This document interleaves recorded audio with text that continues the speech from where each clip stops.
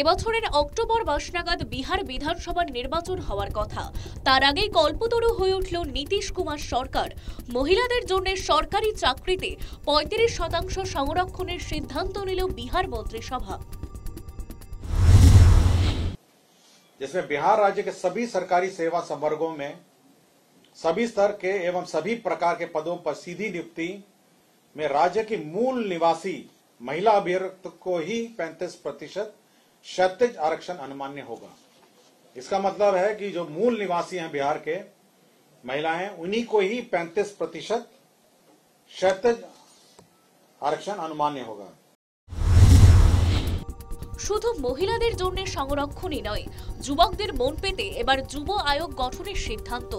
যুব আয়োগ যুবকদের জন্য কর্মসংস্থানের ব্যবস্থা করবে।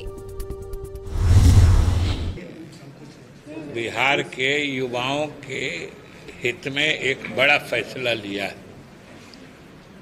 बहुत दिन से विचार चल रहा था और मुख्यमंत्री जी की विशेष इच्छा थी कि बिहार के युवाओं के लिए हम लोग कुछ अलग से सभी स्थिति की समीक्षा करके एक अलग से भी कुछ हम कार्यक्रम चलाएं।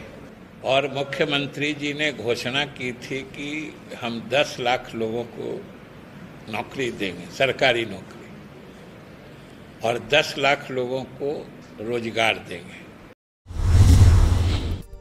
রাজনৈতিক মহলের মতে ভোটের দিকে তাকিয়েই এই সিদ্ধান্ত নিয়েছেন নীতিশ সরকার। বিরোধীরা প্রশ্ন তুলছে, ভোটের ঠিক আগে কেন এরকম সিদ্ধান্তের ঘোষণা? এতদিন কি করছিল সরকার? চাকরি সংরক্ষণে মহিলা ভোটারদের মন জয় করা যাবে, এরকমটাই মনে করা হচ্ছে। News time.